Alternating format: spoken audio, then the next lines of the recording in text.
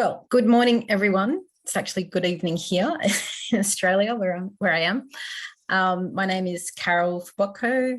I'm from Griffith University in Australia, and my topic is climate re-emplacement, the active remaking of climate-impacted place. So I'll just start by saying this is kind of new thinking that I'm doing. It's not fully developed, so I welcome feedback. And it does draw mostly on the Pacific Islands context, which is probably from this session. It's clear that that's where I do most of my work, but it may be useful in other places. But the thinking has very much come from the Pacific Islands context, but I do hope it's useful elsewhere. So just a bit of background, I'm a human geographer, and in human geography, everyone probably knows that the study of place is very common. But place is understood as ongoing and not static. And place is also understood as a way in which we can sort of see the ways in which values, culture, history, politics, and contestations of these kind of concepts take place. So geographers have occasionally, but not very often, used a concept called re-emplacement to understand how return migrants reconnect with place when they come back. But I'm going to use it here in a slightly broader sense of placemaking in response to risk of loss of connection to place. So not only in terms of those who might have left, but in a climate change context, anticipated loss due to climate change impacts can change how people relate to place while they are still living there. At least that's what I have observed. So we all know, obviously, that climate mobility is quite a political kind of topic in a broad sense, but not just at the level of, state-based border politics. I think we go right down to the level of the individual or the household. All climate vulnerable people are potentially political agents. And I think climate mobility research very generally needs to pay more attention to this. So, and following on from this, we also know as geographers that the act of placemaking is not apolitical. So anywhere from the household right up to the level of the nation or the globe, ongoing process of placemaking are done for particular reasons and they're not politically neutral. So starting from this kind of approach to place and placemaking, I think is quite important if we are to fully understand how displacement risk is constructed or contested in different contexts. So climate re-emplacement might be a form of resistance to climate mobility solutions. And I think that this kind of resistance can be found in the landscape and in everyday life, as well as in kind of more formal political narratives. So when people stay in place, I think it's important to sort of point out that it's not necessarily just a passive form of immobility. Everyday life goes on and places are in process. So through the lives of people, places become, they're not static. And we have to remember that this is going on as well as the environmental dynamics, I guess, that most of us are also interested in. So this active kind of placemaking is important. And geographers have always kind of studied it, even beyond, environmental change contexts. But I think it's particularly important to examine it in their climate impacted places, especially where they're expected to be very significant. So we often talk about the voices of those affected, but agency is broader than the literal voice or the words. It's evident in people's places as well, and it is important to respect how people express themselves in their placemaking and climate impacted places. So when people do not move away from an area deemed to be at significant risk from climate change impacts, it's not necessarily useful or accurate to see this as irrational. There's probably something else going on. And also, if you're staying in place, it's not necessarily a sign of maladaptation. It could be a sign of that local knowledge is, for instance, are not being fully taken into account. So why does climate re-emplacement matter? I think it is a matter of climate justice that those most vulnerable to climate change impact should be able to choose to stay in place in some circumstances, and that climate adaptation financial resources should be mobilised as much as possible to support this. And people do have rights to stay, existing very well-entrenched rights in international law, for instance, of self-determination. And so these kind of existing place-based rights should always be recognised. And we also know that any kind of forced movement is often detrimental. So where might climate re-emplacement happen? Lots of different places, I think, in contexts where mobility is contested as a climate change solution. And it can also happen, I think, at different scales, and what is happening, say, at the household might be different to what's happening at the level of the community or the nation.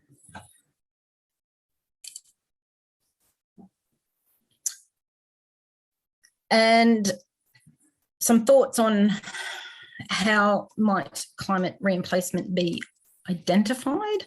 I'll go through some examples of these, each of these dot points from the context of the Pacific.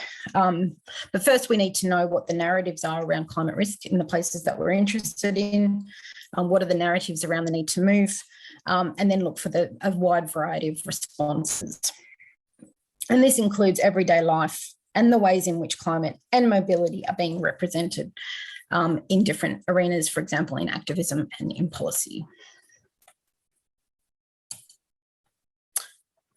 So the first one is narratives of wanting to stay, and people might be quite aware of these kind of statements by individuals in climate places that have been deemed at risk of serious climate impacts. But I don't want to move, leaving the land is not an option, I would rather just stay here and die, etc.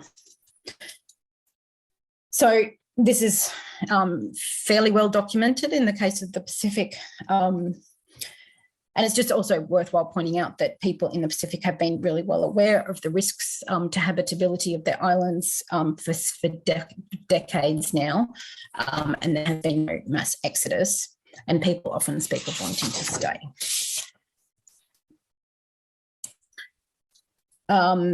Maybe less well known are some of the policies that explicitly reject climate mobility solutions. So this is something that happens in the atoll states of Tuvalu and Kiribati, for example. So we see the government of Tuvalu very firmly stating things like, we're against relocation as a solution to the climate crisis. And I think this needs to be read in conjunction with, practical measures to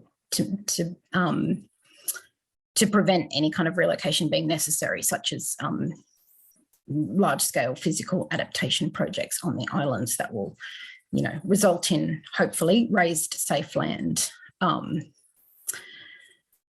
And there's an assertion of these kind of rights to stay, rights to self-determination. And then there was a proposal, a very firm rejection of a proposal coming out of an Australian think tank that suggested that Tuvalu could potentially offer Australia its exclusive economic zone in exchange for Australia giving citizenship to Tuvaluans. And this was very much rejected by the Tuvaluan Prime Minister at the time. In Kiribati, we also see this rejection of climate mobility solutions. So you may know about the migration with dignity policy, but that was kind of stopped when a different government came in, and the narrative changed very much to, we don't accept climate change as an existential threat, we're going to turn it into an opportunity. And develop things like marine resources and tourism in order to, I guess, fund adaptation and make sure that we can stay in place. But we should also note that the circular international labour mobility that was very much a part of the migration with dignity policy, it was actually central to it, is still there. So it's not like circular migration is not happening, it's just a different narrative around it. So there's a lot of work being done in Tuvalu and Kiribati to create a sort of vision of how the places are being transformed to enable people to stay. So on the left, we have some new beach and land and new buildings on that land, on that coastal area. That is part of a coastal adaptation kind of efforts in Tuvalu. And then the other pictures on the right are of a planned new raised land and settlement for Kiribati. So it's very much putting out there a vision of these islands remaining habitable.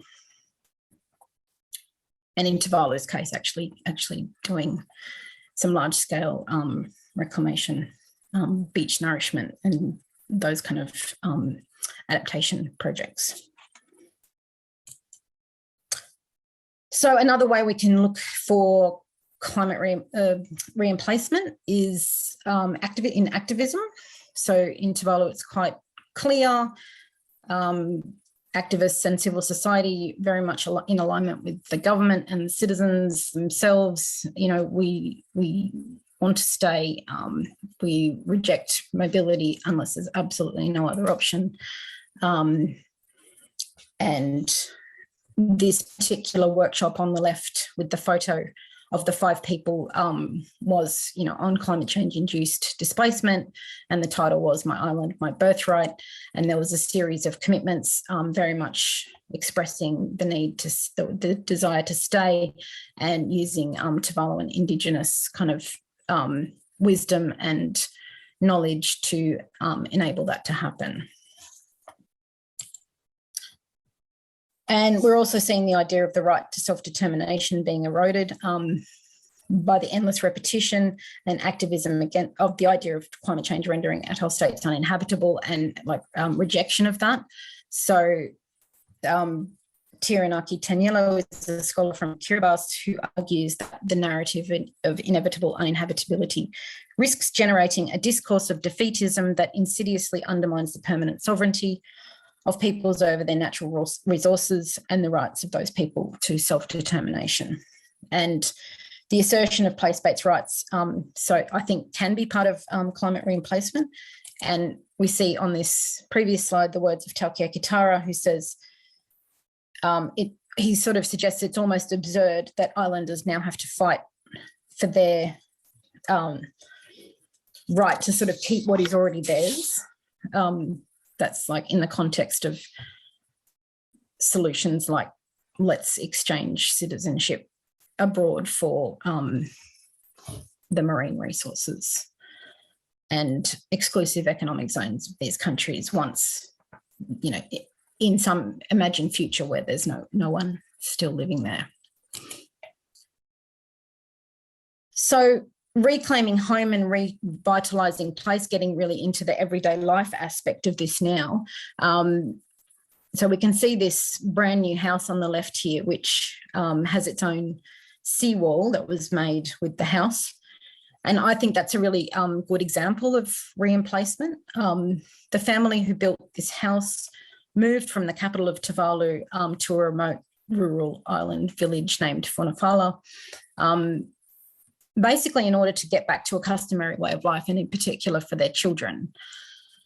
So to teach them how to fish and that sort of thing. So, and this family was not alone in moving to this village for those kind of reasons. There was actually quite a few of them.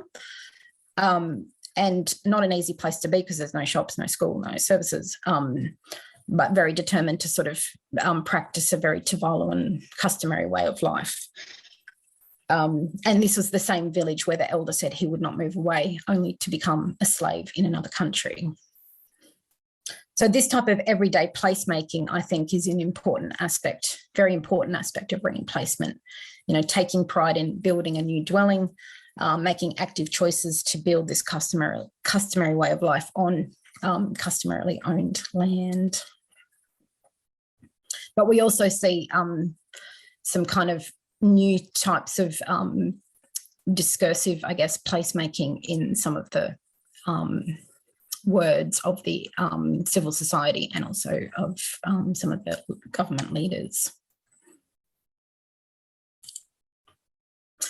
And the last one is unexpected mobilities can also be a sign of climate re-emplacement. So during the pandemic in Tuvalu, 25% of the national capital's population left to move back, in some cases to the rural outer islands. And this was a government recommendation.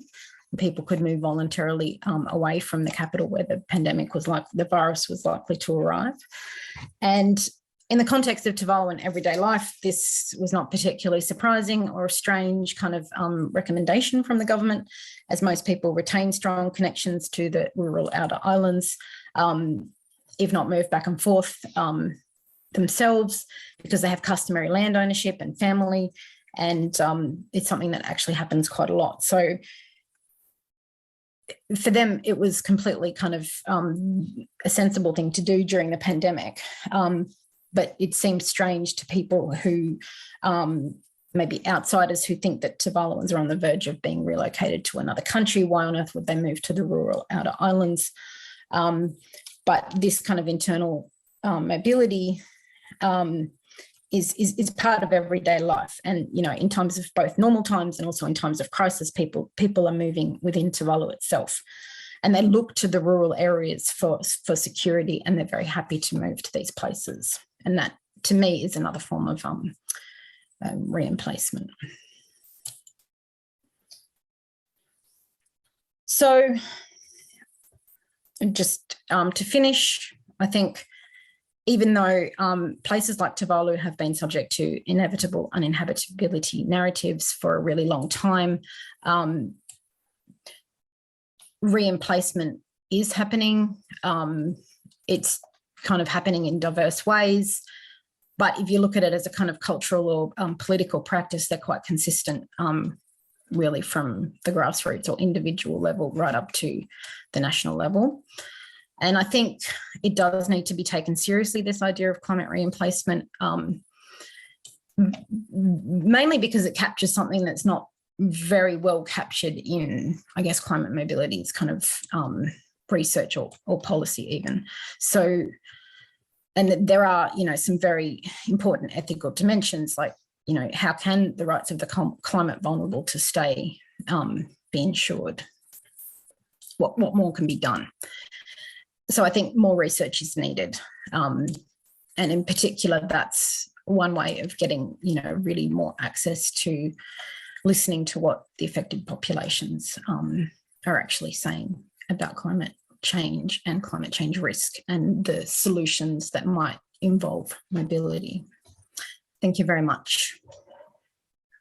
All right, thanks. I'm Celia McMichael. I'm also from Australia, from the School of Geography, Earth and Atmospheric Sciences at the University of Melbourne. And I'm also going to be talking about the Pacific Island region, and particularly Fiji, which is the main place where I've been working over coming on a decade now. So as Carol said, Fiji, it kind of punches, and the Pacific Islands, they really punch above their weight in terms of their visibility in global discourse and narratives around climate impacts and climate change, and particularly the threat of uninhabitability and relocation and things like that. A lot of the focus has been in the media and popular discourse on places like Kiribati and Tuvalu, which are considered really vulnerable because they're low-lying atolls, facing the impacts of sea level rise, as Carol's discussed. Obviously, that's a complex and situation. But interestingly, countries in the Pacific Islands, which are the higher islands, such as Fiji, actually have similar types of vulnerability to climate threats, droughts, water scarcity, coastal flooding and erosion, particularly for low-lying and predominantly Indigenous Fijian communities that are living close to the coastline. So in the Pacific Islands, there's a lot of agency and active responses going on to adapt people's lives and livelihoods to climatic changes and associated risks. And what I want to focus on is planned relocation, which is really different to the situation in Tuvalu. We're not talking about people being relocated from their sovereign country or nation of belonging. This is about shorter distance movements, often within places of belonging, but away from climate risk.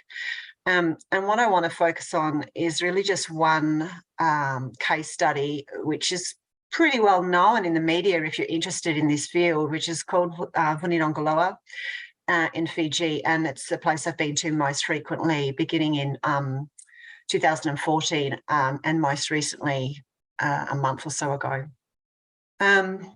So don't worry, I'm not going to dwell on this because I imagine that you've been talking a lot about things like sea level rise and the latest scientific data and assessments because it's considered so pivotal for processes of relocation and adaptation in coastal areas. So I think clearly we're all familiar with these types of graphs and figures produced, for example, by the Intergovernmental Panel on Climate Change on the left, showing the different projections for sea level rise with the assumption, a reasonable assumption that this is going to mean significantly escalating threats for coastal communities. And I think what's really important to pick out here is up to 2050, there's a certain amount of sea level rise that is obviously locked in. It doesn't really get hugely affected by the greenhouse gas emission trajectories and shared socioeconomic pathways that we take.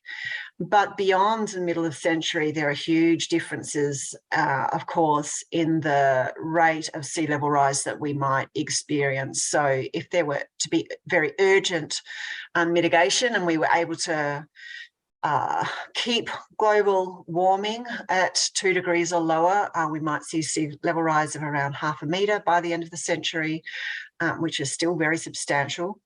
But on our current path with business as usual emissions and 3 to 4 degrees of warming, it could be as high as 0.7 or on upper estimates, even 1 metre of sea level rise. So I don't want to get into the hugely contested and hotly debated subject of how many people will be affected, but we all know the estimates are in the order of hundreds of millions. And the panic has historically been that that means hundreds of millions of people displaced, which of course we know not to be so simple. There are a bunch of things we can do when faced with sea level rise. Obviously, planned retreat is a really big focus for discussion in this conference, but in global policy discourse and initiatives and things. We can accommodate by, for example, lifting houses up onto higher elevation foundations.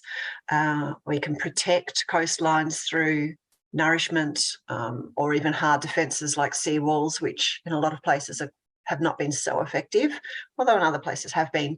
But as Carol said, this very familiar three-way typology of adaptation responses to sea level rise is a bit simplistic. There's also people living with risk, moving into places of escalating sea level rise impact.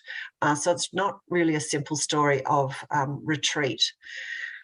Nonetheless, Vunidogoloa, I think it's fair to say, is a place that has been affected by coastal change, coastal erosion, flooding, and sea level rise is part of that story. And certainly in the policy and narrative told by the community is a huge part of that story. And the image you can see here on the right, on the bottom of the slide, in the darker blue T-shirt is Salosi Ramatu, who's the Tarana Nikoro of Vunidogoloa, which is the village headman, who has been absolutely pivotal for more than a decade in driving the initiative to move to a higher site. That's not actually a photo I took myself. I thought it was interesting to show because they're famous enough as a village, a very small village of about 30 households, to have made it into Time magazine. So a few years back, a journalist went there with drones and cameras and videos and produced a long-form piece of journalism for Time, for those of you that are interested to have a look.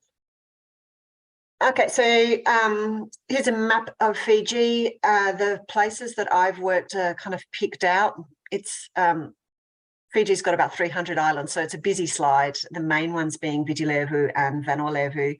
I've predominantly worked on Vanuatu, which is further in the north.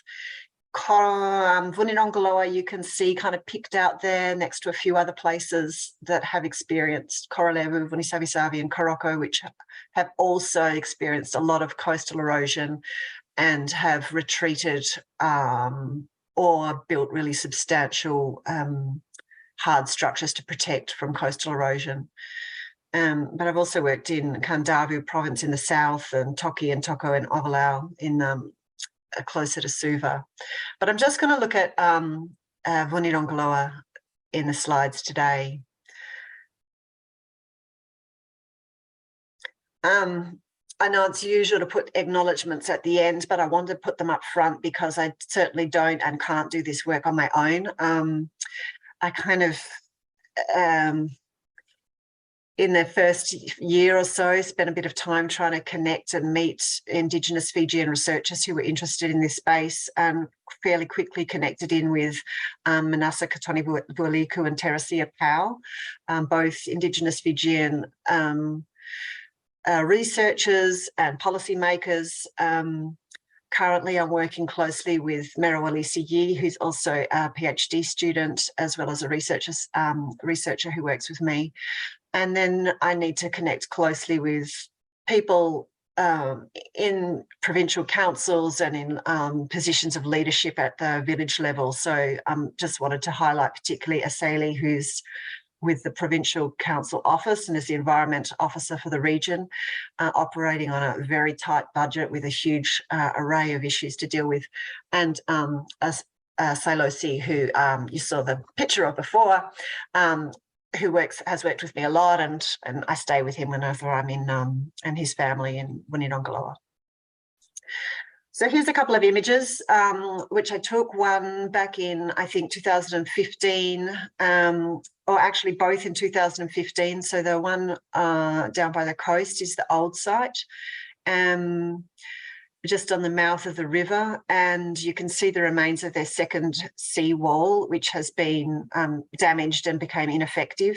Then on the right are the pictures of the new village site, which is about 1 to 2 kilometres inland, depending on how you measure it, and on much higher ground.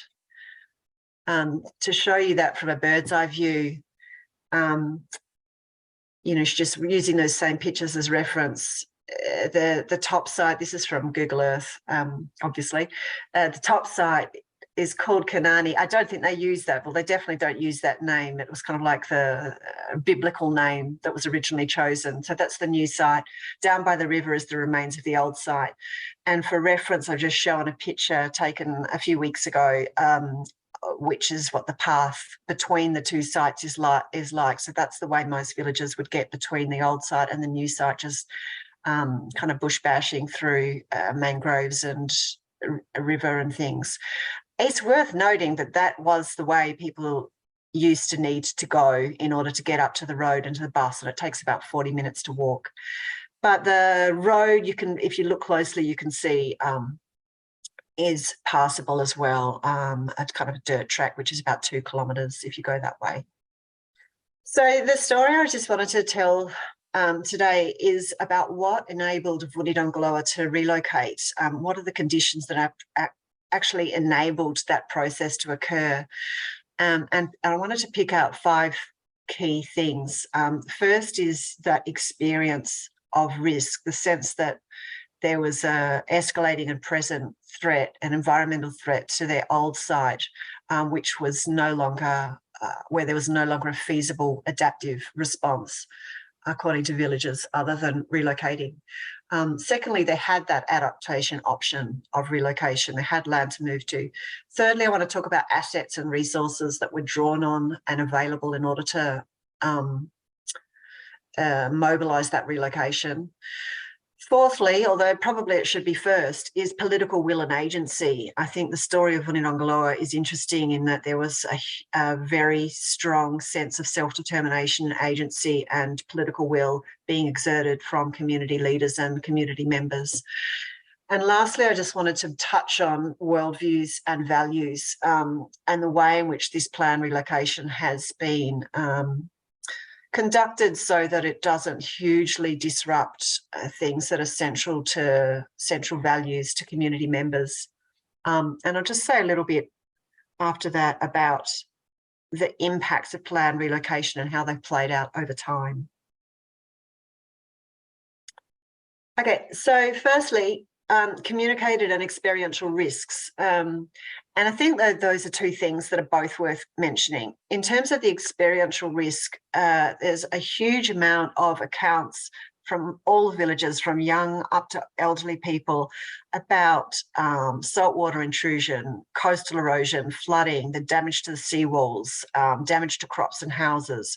So absolutely consistently, people reported back in 2015 and up until 2023 that their relocation needed to occur because of that local experience of change, disruption and damage. And they're changes that people attributed very much to climate change. So one older village leader said it all started when we noticed the seawater coming into the village. At first we used to have spring tide, but then it was almost a daily occurrence. The breadfruit trees weren't fruiting because of the salt water and some of the houses were washed away. So for reference, I've just shown a picture that I took in March of one of the houses, which is still remaining, although it's very dilapidated, and you can see how close it is to the coast there. The other thing about it, though, is that once Vunidogoloa became motivated to relocate, they were absolutely inundated with journalists, with people doing environmental impact assessments, with student tour groups, with all kinds of things, such that they also absorbed a huge amount of information from kind of global scientific assessments. So people are very conversant and fluent in climate change science. And I think it's become very intermesh story where the attribution of changes, all coastal changes, is tightly linked in people's minds to climate change. So there was a perceived risk and a risk that was spoken about in terms of global science around climate change. Secondly, various adaptation options had already been attempted down at the coast: seawalls, moving back houses, adapting crops, and planned relocation was considered a last resort. But it was available. Their forefathers or ancestors had reportedly already identified this higher site as a good location for Vunidogoloa settlement. Villagers will also talk about histories of mobility. They don't necessarily regard themselves as kind of belonging to the coast. There's histories of living back much higher in the mountains, in the forest, to protect against other types of conflict, historical conflict. And reportedly, I'm not sure how accurate this is, but according to villagers, they resettled at the current location only in the early 1900s. So there's a sense that their mobility is something which is comfortable and of historical experience to residents. And lastly, lots of people could see benefits of moving. If you remember back to that slide, it was nearer to the road, it's closer to schools, it's closer to the health centres, it's closer to town. Women do a lot of the fishing, so they needed to move away from the coast and where they fish. But for the men, they were much closer to their ancestral land, where they do a lot of farming of subsistence crops. So it was a kind of mixed impacts in terms of gender and proximity to places of subsistence and farming and fishing. So yeah, an adaptation option was available. on ancestral land. And in some ways, you wouldn't even call it relocation. It's a movement within a place of belonging. Thirdly, assets and resources. Vunidogoloa was the first place to move in Fiji, and the government was willing to pour quite a bit of money into it. So the slide you can see here is in Fiji dollars, and I did a bit of a Google today. I think very roughly, one Fiji dollar is about 45 US cents. So let's say, if you're thinking in US dollars, just halve those numbers to get a sense of the quantity. Let's say in total, $500,000 US went into this relocation from lots of different ministries. And what's not picked up here is inputs as well from donor agencies like the International Labour Organization.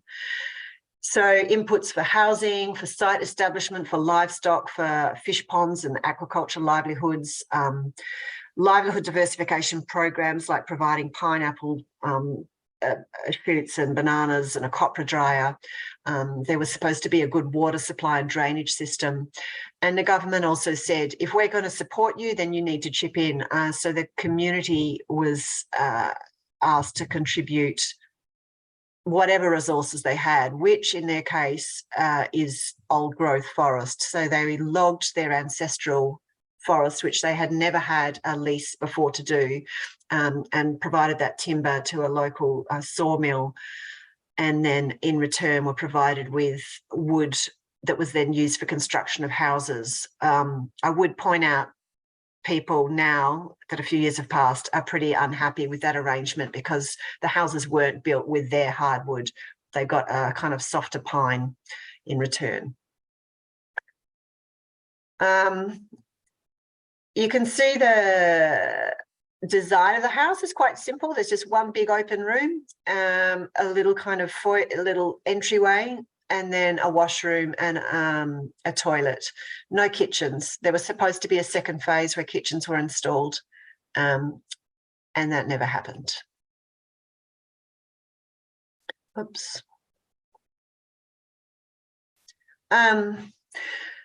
So you can see some of the wood, the old growth wood, the water tank.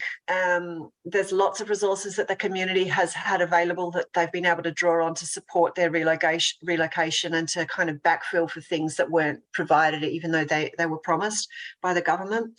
And now they're logging their, they've got to continue to have a lease to log, and they've been logging their land to raise money to build a church, which is really central. They're a Methodist community, and without a church, just feel like they don't have that central place of worship and belonging. So huge amount of money and effort is going into that at the moment, and it's almost complete. So the second phase was really, now that there's a new government, I found when I was there last, people were much more open in talking about it, that the previous government had promised a lot of things that weren't delivered, such as footpaths, drainage systems, kitchens. At one of the elections, they didn't vote for that government, and then reportedly, the villagers say that they were kind of then just abandoned. But now with a new government, there's hope that some of those outstanding infrastructural works will be completed. So people were forced to go down and salvage resources. So you can see here a kitchen made from salvage resources that were brought up from the old site to build kind of rural kitchens, you know, with fires at the new site.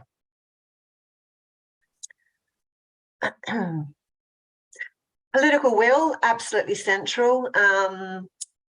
Unusually for Fiji, Vunidogoloa only has one clan, and the village headman and the village chief are brothers from the same clan. There's established committees, and the leaders of those that all have kind of effective working relationships with the other traditional leaders and government leader in the village. So over time, community consensus was quite effectively built because there wasn't a need to negotiate with other clans to get land, or even with other clans within the village. So yes, the political will from government ministries and donors was absolutely crucial, but I think it's that drive, particularly from Solosi, who you can see here again pictured with his granddaughter on his knee with the rest of his family, that really provided the impetus for this relocation to move forward. Having said that, the move was in 2014. This is the second national communication to the UNFCCC that Fiji produced in 2013. And even then they had very clearly identified relocation as a potential adaptive response in coastal zones that are exposed to flooding and erosion and saltwater intrusion. The numbers have bounced around heaps over the last 10 years. So, you know, media reports will say anything from 800 vulnerable communities requiring relocation now through to the number that I keep reading is 42, but it's impossible, as far as I have found, to actually identify which 42 villages are earmarked for relocation. But that's the kind of number that's being bandied around at the moment. So the last, I guess, enabler of relocation is that it was consistent with worldviews and values. There was the relocation, probably most importantly, was on Madankali land. There was on ancestral clan land. So although I and other researchers and other people reviewing this case study often refer to it as relocation, I think that term is problematic and probably inappropriate to use in this situation, because it's still a location of connection and belonging. So in that way, I think the relocation really aligns with those values of connection to place in Vanua, but they have been really distressed that they haven't had things that are central to community life, such as the community green or the church. And those are things that they're working on now. How am I going with time? Yeah, okay. So I know this slide's a little dense in terms of words. I've tried to cram one idea with a bit of detail into one slide, which is really just to point out that if we're going to understand things like climate mobilities, immobilities, relocation, these are processes, they're not things that occur at a point in time. And so it's going to be really important to look at how they play out over time. And that's something I've gained a lot of insight working with Indigenous Fijian researchers, just looking at how the Ndongolos and the experience of residents has changed from 2015 up to 2023. And I hope to continue going back, because there's a lot of movement now with a new government and ongoing construction and infrastructure work and things. So over time, there have been consistent benefits for livelihood diversification, access to health services, improved access to water and sanitation, like every house has a flush toilet, which is a big benefit, and reduced exposure to environmental risks, particularly coastal risks. But as I've continued to return over time, I've noted that there are changing health consequences, particularly altered diets. Probably the simplest way to sum that up is that the movement away from the coast with that available abundance of seafood and protein from the ocean has been swapped for often store-bought foods, tinned fish. And there looks, although it's a very small house, so this is far from an epidemiological study, but it looks like there's been an increase in things like diabetes and tooth decay, which people will attribute to that change in diet. A lot of people are talking about loss of customs and culture, and it's really difficult to unpack. That's something older generations have said forever about the younger generation, and often this is something that's said by older residents, but they're much closer to the road. There's a lot more visitors coming. There's a lot more movement into Sewa, which is the nearby town, and even missionaries coming in trying to convert to new forms of religion like Seventh-day Adventists and things. So there's concern that the village, which was quite remote, although I hate to use the word, but let's say remote, that there's been a loss of custom and culture since their move. Lots of people are sad about movement away from the sea, movement away from their burial ground, and where their ancestors and family members are buried. But certainly over time, I think that sadness is less, but it certainly hasn't subsided. As I said, men are close to farms, women are far from the sea. I think over time that has also amplified women's sense that they've lost a lot by moving away. They have less of a role in village life that they enjoy, which is going out fishing daily. And that narrative of feeling a bit isolated, undervalued, and underused within the village is somewhat increasing.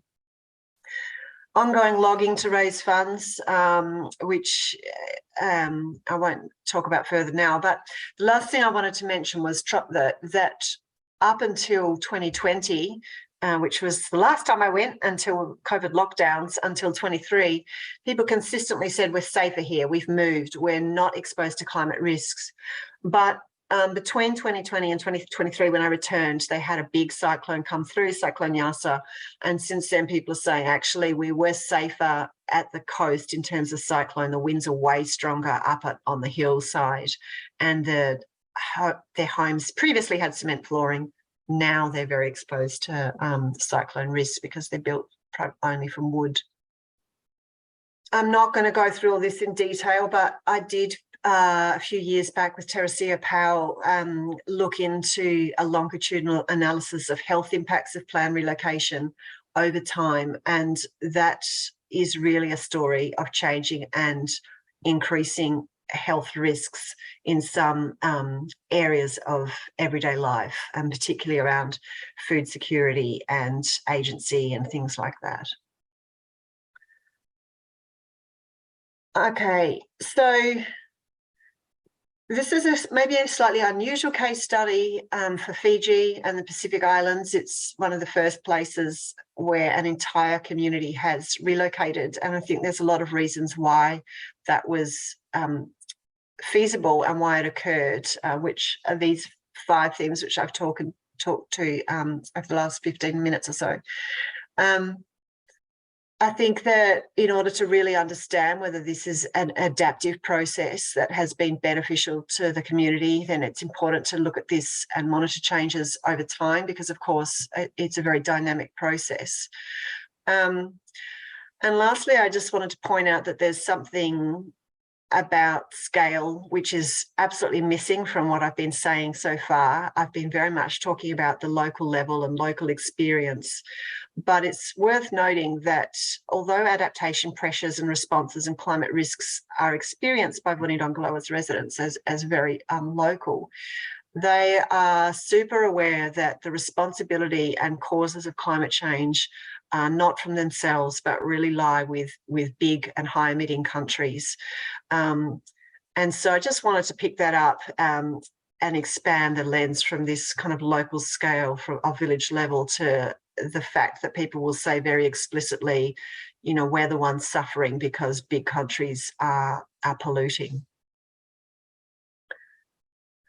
Okay, so this is just a slide that probably leads into what Barrett's going to say, so I won't talk to it much, but in Fiji, there's a lot of action in this space in a policy sense, particularly since the recent government has been elected. New standard operating procedures for planned relocation, financial management guidelines, the launch of a trust fund.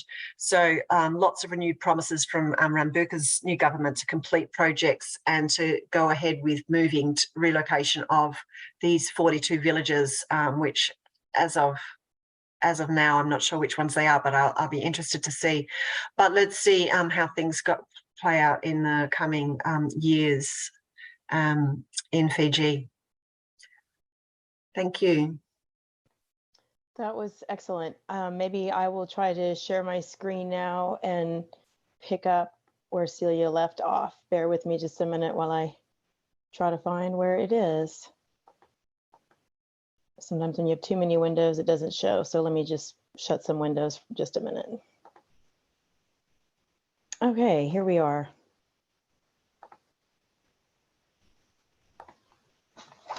So thank you all for having me here. I'm really honored to be in this panel with longtime researchers in Pacific Islands.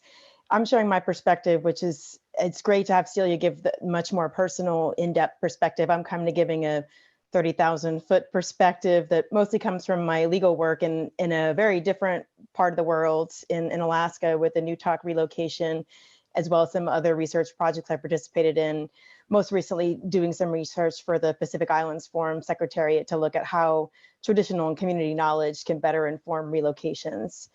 And a lot of that centered around Fiji. So my presentation, in contrast to the other ones, is much more of an American-centric perspective. I think mainly because so many of the conference goers here are from the US and may want to see how what's going on in the Pacific Islands relates. And so when you first think about it, maybe, okay, what does Fiji have in common with the United States? They do have some things in common. Neither one are immune from climate change and sea level rise, especially US has its own tropical islands, and at the other end you have Alaska. And I'm sure all the other presentations of this conference have shown staggering facts and images about the land loss affecting communities across the US and the globe. But unlike the United States and most of the United States, the Fijian government is proactively planning how to assist communities that may want to relocate. And I'm going to talk about Fiji's standard operating procedures, or SOPs as they're abbreviated, and what those of us in the United States could learn from that. So just to frame where the United States is right now in terms of relocation, and many of you are already very aware of this, there's no national or statewide framework or law or agency for assisting whole communities to relocate. And there's a flawed system to facilitate individual households. The way relocations currently happen, they're mostly reactive or they're ad hoc events that are hard to replicate. So in the United States, if we have a presidentially declared disaster declaration, that's allowed some communities to move to higher ground, a couple of them in Alaska, Alatta and Eagle. But a problem in the United States is that climate change and erosion and sea level rise aren't considered a disaster. Some communities or neighborhoods have been able to get home buyouts through post-disaster funding or small pots of pre-disaster funding from FEMA and HUD. And Newtok, you're seeing on the screen, has gotten some of that. Newtok's also a community that's gotten a kind of, I call it a one-off award. There was also a one-off award, you might have heard of Ile de Jean Charles in Louisiana, that provided a one-time amount of money for funding. So turning now to Fiji, it's facing a number of challenges related to climate change, even if it's not a low-lying atoll. So you have higher surface temperatures and ocean heat are increasing much faster than other places on the planet. And of course, there's the severe risk of cyclones. And in 2016, Cyclone Winston killed 44 people and caused $1.4 billion of damage. I think that's about a third of Fiji's GDP. So as I understand, Fiji's dealt with 6 cyclones in the years since then. So there's already been several relocations that have gone on before these standard operating procedures took place. And one of them that I have here featured on this slide is Narikoso. And that one was criticized by the outside world for a number of reasons, including you can see there's only 7 houses here that got fully relocated.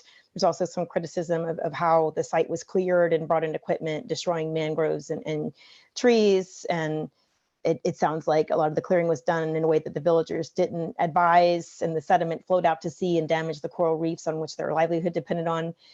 And the location spot was maybe not stable, and some felt that there could have been a better location if there had been more consultation with knowledgeable village members. So you can see here that was the initial relocation effort, and the later one led to these 7 houses here, where I think a number of community members felt like they didn't have enough input on that. They felt like the houses were too small for their traditional way of living, and the layout didn't really follow the traditional format. And what happened is the village was kind of left in two, with the original site still there and then this new site. So you already heard a lot about the relocation of Vunitogoloa, so I won't go into that too much, but that is seen as more successful as some of the other ones. And then the last slide you saw from Celia was just setting the stage for kind of standardizing how relocations take place. In 2018, 2019, the Fijian government developed these climate displacement guidelines for unplanned relocations after a disaster, and then the planned relocation guidelines for helping communities move outside of a disaster. Also, a climate relocation of communities trust fund was established in 2019. In 2022, with support from international donors like GIZ, they started working on standard operating procedures for planned relocation to carry out the planned relocation guidelines. And also, Fiji has a climate change act. So in their climate change act, they actually call for relocating at-risk communities. So these standard operating procedures help carry it out. And they were developed in consultation with government agencies and NGOs and academic institutions and the private sector. So there's a focus on human rights principles, and also I feel like what we don't have in the United States so much is a strong focus on livelihoods. Like, what are people going to do once they get to the new site to support themselves? And these standard operating procedures were finalized after the new government administration came into place in April 2023. So what I like about this is, because I don't ever see there being one climate change agency in the United States or anywhere else. This is very much a collective effort. You can see here are all the agencies that would be involved in any individual relocation. The Ministry for Economy takes on the lead of this task force on relocation, and you have the key ministries being the directors. I think a very interesting thing about Fiji that makes it different from the United States is that so much of the lands are held in customary title, which is so common across the Pacific, and these are not traditionally bought or sold. So there are specific standard operating procedures to address this, with leadership by the Ministry of Taukiei Affairs or Indigenous Affairs, and that's the ministry responsible for overseeing customary lands and Indigenous communities. Another thing I think is interesting is that they also have specific procedures for informal settlements where they have no title to the land. So I'm going to give the risk of being too overarching, I'm going to give kind of just a general overview of how I see the process going. So the start off is someone requests relocation, a village requested, usually coming from the village headman, which is the locally elected liaison to the Fijian government. That starts a process where a task force of Fijian agencies, the slide I showed before, which includes people trained to collect data in a culturally sensitive manner, they assess the status of the community. It could also be triggered outside of a community request if there's an assessment showing the community is at risk. And what I think is so interesting about this process is the consensus element. So it's supposed to be 90% of the current residents agreed to relocation. And it's not just 90% across the board, it's 90% of individual groups. So like 90% of men, 90% of women, 90% of LGBT plus, elderly, special needs, and disability. So there's a consensus element, and the task force does an assessment to ensure that relocation is really a measure of last resort and considers the cost of adapting in place or prolonging staying in place compared to relocating. It may opt to do that if it looks like it's not going to be feasible or cost effective to relocate. They may opt to protect in place, and the task force can help with those measures. So then we get into planning for the relocation, and at each of these junctures throughout the rest of the process, there's a 60% consensus requirement of each of those groups in the relocating community. And it's interesting because this includes people who have already left the village but are part of that clan or part of that same community, have gone elsewhere. They're included in the consensus. So the community is supposed to be engaged in the planning of the layout of the new site and reestablishing housing and infrastructure. And if the customary lands are involved, then the task force helps the community negotiate with those who could be potential receiving areas, so that the relocating community can have the right to live there. There's a relocation plan that's written, but before that, there's just another 60% vote in each group to make sure they really want to move. And when that is clear, there's a formal agreement that's made to move. And it also determines, Celia mentioned before, that there is a contribution of the cost that each community makes, whether it's in kind with timber or whatever it is. So that contribution is determined. So then the next step is to have an actual relocation plan. And that's focusing not so much like these glossy plans we see in the United States that just kind of talk about relocation generally, but actually on site logistics. And that's approved by the Ministry of Planning. And it focuses on how are the livelihoods going to be? How do you prepare the site for livelihoods? What's the construction going to look like at the new site? And how is the community actually going to move and reestablish? So then you start to implement this, and the task force assists with the funding and guiding the relocation process. And this may include the relocation of graves, if that's the community's wish. efforts may be taken at the old site to reduce the environmental risk and assess whether it's still a safe place for perhaps visitors or tourists. Perhaps there's a way to monetize that. Perhaps there's a way for culturally important aspects to be preserved. So then post-move, the task force is supposed to conduct monitoring and evaluation. And the standard operating procedures are supposed to be a living document updated regularly in response to lessons learned with each relocation. And this is important because it really remains to be seen how the relocations will affect overall livelihoods for future generations.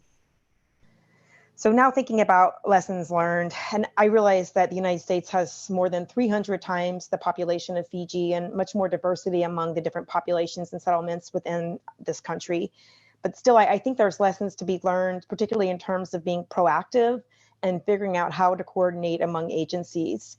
Keep in mind that Fiji is doing this largely without its own funding. It's able to coordinate funding from different sources, and it still needs to have funding to make this happen. So I say that because we in the United States are always saying, oh, there's not enough money.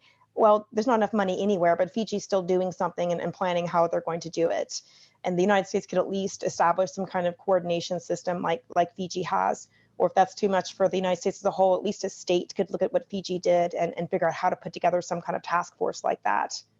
I feel like it's so key to have standard operating procedures for agencies to work together and designate a lead agency or maybe different lead agencies depending on what type of community it is.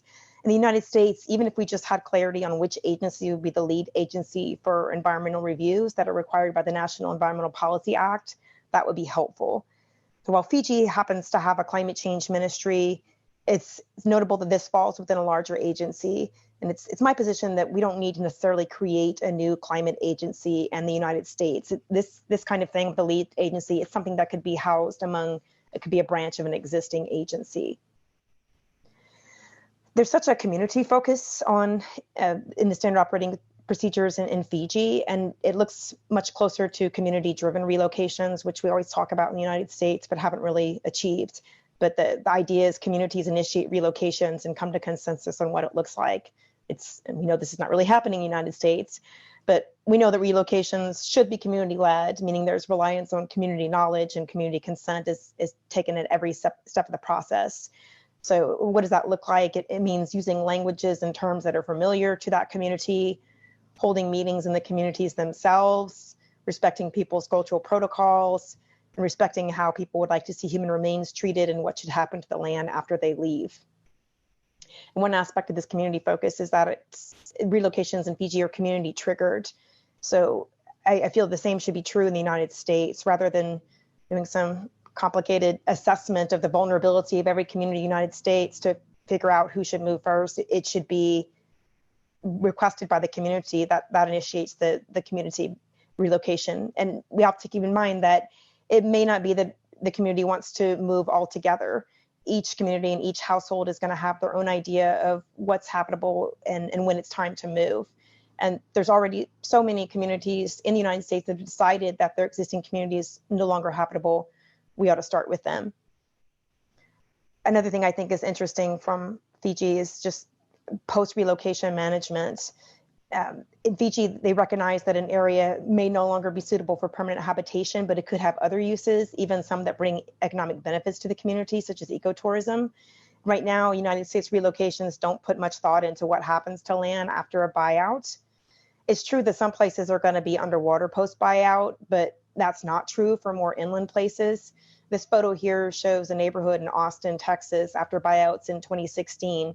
Most of the properties were just left vacant and nothing was done with them to develop them for community use. So a final lesson, just have a little shot showing the process of, a diagram showing the process of adaptive management. I appreciate the humility of the standard operating procedures and the people I spoke to about it in terms of being willing to learn and refine the processes. And this to me is the fabled adaptive management that we hear about so much in the United States, but we see very little of it in practice. Because of the bureaucracy associated with passing regulations and fear of getting sued, I think that US agencies are kind of reluctant to keep on refining anything. But if relocations are framed as pilot projects, that seems to be the golden way in the United States, that you get to experiment if we could frame more relocations as pilot projects and have MOUs between agencies pertaining to particular relocations, this might be a step forward. And as I mentioned before, there's already a number of communities across the United States who'd be willing participants. So I'm going to stop sharing, and I think we are ready for question and answer and discussion. Yeah, so if anybody has a question, just raise your hand and I'll bring you the mic. Thanks so much for this presentation. This question is for Barrett. I was wondering if you could talk more about the relocation in Alaska that you mentioned, as well as other communities in the US that may be lining up for those potential pilot projects. Sure. It happens that a lot of the community relocations that are talked about in the United States are focused on Indigenous communities, because it seems that those are the communities that are often so cohesive and want to move together. There are examples of buyouts of whole neighborhoods, like I mentioned, and they don't get much press coverage. But I think the story of the Indigenous communities is so compelling, in part because a lot of times they were just kind of put there by colonization and wasn't maybe the best spot for them, and it makes it all the more compelling of the need for government assistance to move them. I happen to be involved in the Newtok relocation, but there's other villages in Alaska that are actively seeking relocation, and not just Alaska. There's also communities in South Louisiana, where I am now, and the Kinault Nation in Washington. And these communities have been recognized by the federal government of the United States. And in last November, the White House kind of arbitrarily gave out money to some of these communities. Another community I work with, Celia, Alaska, it's an interior community. So it's not getting all the attention that the ones on the coast are, but it's still dealing with extreme erosion and needing to do managed retreat. So a lot of these communities are kind of arbitrarily ad hoc getting money to relocate, but it's never enough to relocate the whole community. And there's just not really a great system in place, whether you want to move your whole community, or even if you just want to have a neighborhood, or even if you just as an individual in a household want to move. It's very hard to navigate the system we have in the United States, even though there are tools to handle relocations. Thank you for your presentations. My questions are for Carol. You've indicated, Carol, that there's Kiribasis, no? You've indicated Kiribas's rejection of migration with dignity, but there's a different narrative for labor mobility, for circular migration. So my first question is, what is that narrative for labor mobility, circular migration? And my second question is focusing again on labor mobility. As you know, there's this Australia Pacific Training Coalition, or APTC, which trains Pacific Island workers for employment in the Pacific Island countries and Australia. And there's currently a focus on labor mobility as part of shared economic recovery from COVID-19 for both Australia and the Pacific Island countries. And currently APTC is developing a new labor mobility strategy with the Pacific Labor Forum, PLF, which manages the newly formed, or it was a merger of the different mobility schemes, which is the Pacific Australia Labor Mobility, or the PALM scheme. So my second question is, might you have any insights to share with us in terms of when that new labor mobility strategy will be released? Thank you. Thanks for the questions. Yeah, labour mobility is a big part of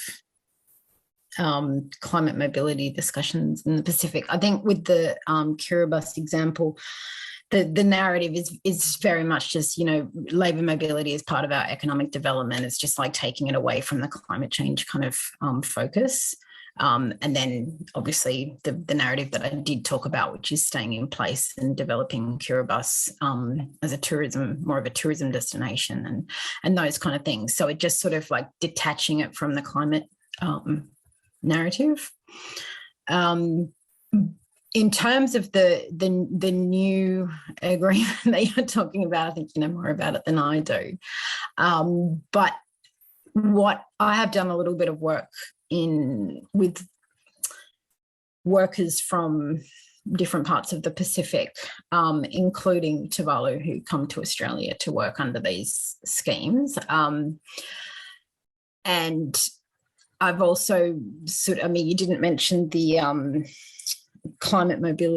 regional climate mobility framework that is soon to be released also potentially in the Pacific, which does still have a bit of a focus on labour mobility as well. So I think, you know, the fact that that's happening, yet mostly in the receiving countries like Australia, there's not so much a focus on how labour mobility can contribute to climate change adaptation. But I don't know how much the agreement that you're talking about with the training college is going to focus on that. I really don't know. So it'll be really interesting to find out, because I think the whole issue of, you know, climate mobility on one hand in the Pacific and labour mobility on the other is really still quite disjointed. And there's lots of scope for thinking about how the labour mobility schemes can be more adaptive. And that's not just in terms of, you know, permanent migration options, which are starting to be potentially becoming available soon, but just also in terms of, you know, how much is labour mobility actually contributing to kind of a climate resilient system in the Pacific, where, you know, the villages back home are also resilient in when lots of workers leave, you know, to go and work abroad for months and years at a time. So there's lots of questions around that kind of, you know, how is that really adaptive? It's not just about the money, it's also about the social dynamics that are changing and things like that. So I think there's still a heck of a lot of work to do on labour mobility and climate mobility and climate adaptation. But thank you very much for your questions, and I'll keep a look out, as I'm sure you will be, about this new agreement. Thanks for the presentation. I have a question for Celia. You mentioned that there are 42 villages that have been earmarked in Fiji. I was hoping you could say more about why those places have been earmarked for relocation, and if there's any sort of timeline associated with that. And I'm also curious if there's an existing route for loss and damage funding to pay for any of this. Thanks. Yeah, so if you even just Google, you know, relocation in Fiji, you'll come up with that number very quickly. It's widely publicised in the media. But I've seen various lists of places. They're all low-lying coastal villages, and those lists have been produced by quite rapid social and environmental impact assessments that have been kind of, provided to consultant researchers in the Pacific. So they're quite quick assessments of vulnerability. I mean, probably really comprehensive and good in their own way, but still they're kind of an in and out stock take of vulnerability in terms of livelihoods, exposure to risks and those kinds of things. But as Barrett said, it is also feasible to think about relocation more in terms of communities that are requesting. And I think now that there is movement in the policy space, and also quite a lot of movement in terms of financing, that communities are increasingly going to be going to their provincial councils via those standard pathways for where, say, the village headman approaches the provincial council to request support with relocation, particularly as it becomes known that funds are available. So New Zealand, I mean, this is widely known in Fiji. New Zealand has given about $10 million to a relocation fund. And Fiji has an environment levy, which is similar. I don't know what you have in the US or how many of you in the room are from the US. In Australia, we have a goods and services tax. They've got an environment levy that goes on everything, and that goes into a fund to support climate adaptation and mitigation in the country. So I think there are a lot of places that are living with risk and erosion and flooding and kind of coping through in situ adaptation strategies. But certainly provincial councils say they're getting loads of requests for support. A very cynical read would be, and I've certainly heard this, is that, you know, people see relocation as a way to access resources. But having been to places like Vunidogoloa, I find it hard to read in that way. I think there are very real pressures that people are living with. What was the second part of your question? It was if there's an existing route for loss and damage funding to pay for any of this work. No, I mean, it's all framed as adaptation at the moment, so it needs to go through to adaptation funding. I found it actually really remarkable that if you look at those financial management policy guidelines that were released a month ago, there's a SWIFT code for Fiji. Anyone can just transfer the money into a fund right now, and they've given the details. But in terms of loss and damage, no, there's not really clearly a pathway for that type of finance to be routed to communities. But also at the community level, people are pretty frustrated that the adaptation funding or mitigation funding typically goes to larger scale initiatives, and for a community to access pots of money is really difficult still. Thank you all for such good presentations and lots to think about here. I have a couple questions. It's in two parts. I think one's for Carol and one's for Barrett. Carol, I was really struck by the quote on one of the slides that says, "I'd rather die here than relocate." And that to me also invoked a really strong question about how narratives or expressions or resonance is coming through in your work, or how you've experienced it as it relates to the future generation and children, which I haven't really heard too much about in the whole conference. And I'm just curious if that's coming up for you in any way, and also how that's embedded in community narratives and desire to belong and to stay or to leave. So that's kind of a narrative question and how that's getting expressed. And then Barrett, I was so interested in the standard operating procedures and these community triggers, and also these 90 and 60% of consensus and the subgrouping of some of those things, right? LGBTQ, people with disabilities, women, men.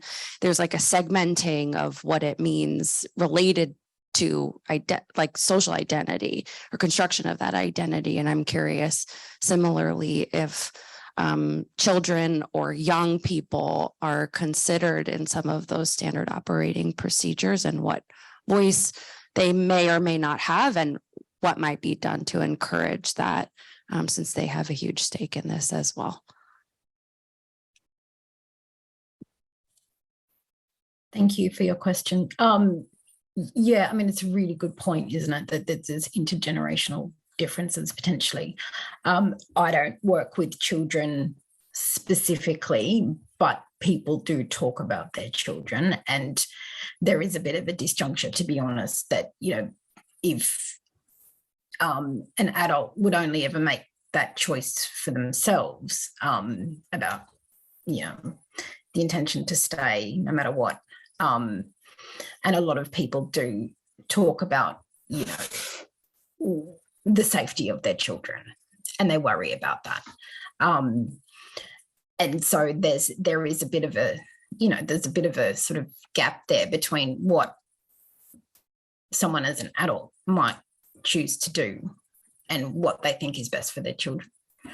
And often people do say, you know, our kids are probably going to be, you know, needing to move.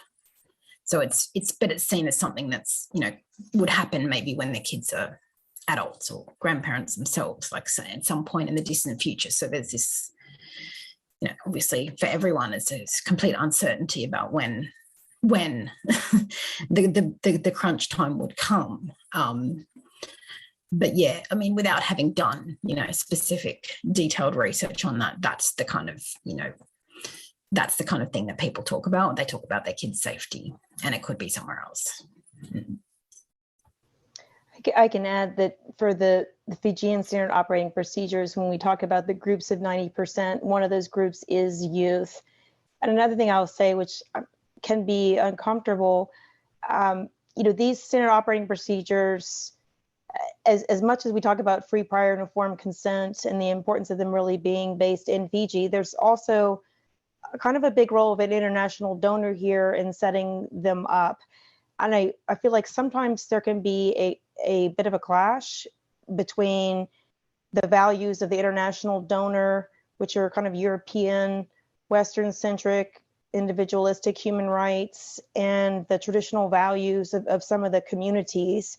You know, had Fiji been setting this up entirely by themselves, I don't know that they would have chosen those particular numbers and those particular groups for consensus. I can't speak for them, but I don't know if they might have had a different way to come to consensus, maybe based more on their traditional elders or the traditional leaders rather than subdividing it into these different groups. And so it can get a bit uncomfortable whenever international donors are wanting to make sure that these Western human rights values are being integrated into processes, but they may or may not be the same as the traditional values of the community. Yeah, to jump in there, Barrett, I'd be interested to talk to you more about it, because apparently the voting on that for the 90% consensus is an open ballot. So you're expected to, to put your answer down in a public forum, which is really not considering the local customs. And the 90% consensus, they explicitly say, is so that you can't have just a few people holding out. But if you say you need 90% consensus from the LGBTQI plus community in a village of 100 people, you only need one gay person to say no, and that's 50% out of 2 or something, so the maths is going to be really complicated when it comes to, and I think it does reflect those broader human rights values, and doesn't really think about what that's going to mean for small Indigenous villages in reality. Hi, I'll face this way. So I think I'm looking at the camera now. Hi, my name's Emily. I'm from the University of Sydney, so pretty close to some of you. And my question is actually for Barrett, though, kind of going on with the standard operating procedures.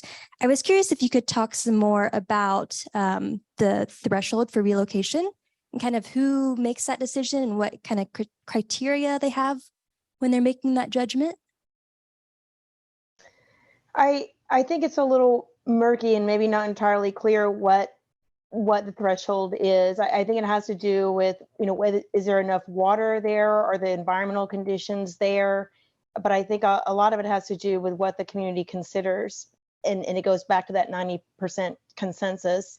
A big problem that we have, and I think Carol really gets at this, is that outsiders can perceive something as being not habitable when those inside do perceive it as being habitable, and they have different standards of what it means to be habitable. So a lot of the threshold has to do, yes, it has to do to some degree with a physical risk assessment and deciding whether that place is able to sustain and protect in place or not. But I think it also has to do with the villagers' perception of whether it is habitable or not. And I'm sorry, I don't have more specific details. I don't know. There wasn't something that popped out to me as a specific formula in the standard operating procedures, like there must be this amount of water and that sort of thing. It seemed a little bit more gray and up for consensus to make that determination. Thank you. Any more questions? All right, thank you so much to our presenters. Thanks for having us. Thanks for coming. Thank you so much also to the brilliant other panelists here. Just so honored to be joining this panel. Thank you all. Yeah, nice to hear from you too, Barrett and Carol. Yeah, thank you, everybody. Nice to be here.